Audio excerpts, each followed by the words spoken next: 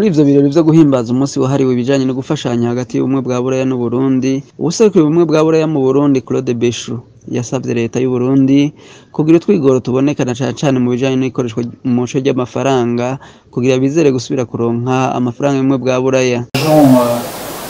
Le président et son équipe à poursuivre sur le chemin des réformes de la gouvernance du pays et un certain nombre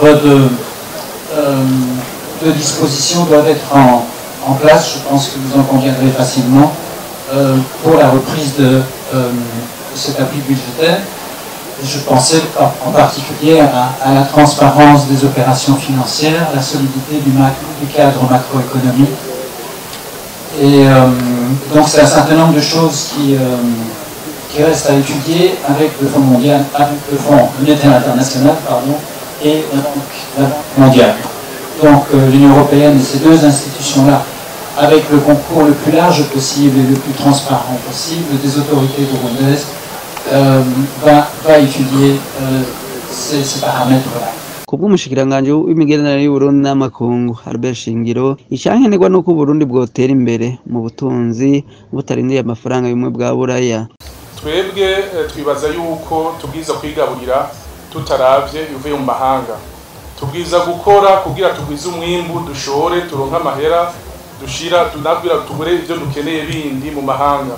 Mugabo rero hagize ico bonyene bavuga bati bagomba bahe Uburundi mu bijanye n'amafaranga, nivyo no kwita bonus. Muga ntitubishira imbere, twe dushira imbere yuko ibihugu dukorana bozana abagwiza tunga bakashiraho bakazana ico no kwita uburyo bwabo mu Burundi, bagashiraho imigambi myiza kugira ngo ugwaruka, ndabona ko ngaho ugwaruka rwinshi kugira ngo muronka akazi mukora. Murumva rero yuko nta kwizera ibintu biva hanze no mu miryango y'iwacu. Murazi yuko tuguma twigumya naho babuze rasiyo utaja gusaba icyo ufungura ku mubanyi.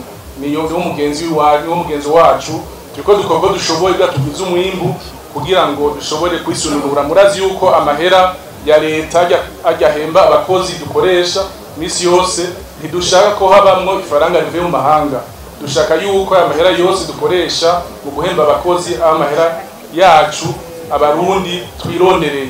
Mugabo rero ibiva mu mahanga byoza biterera mu migambi y'iterambere yindi, mu kubaka amabarabara, ingomero z'umuyagankuba n'ibindi. Mugabo iciye mu gufashanya hagati y'ibihugu byacu ko ari bibiri.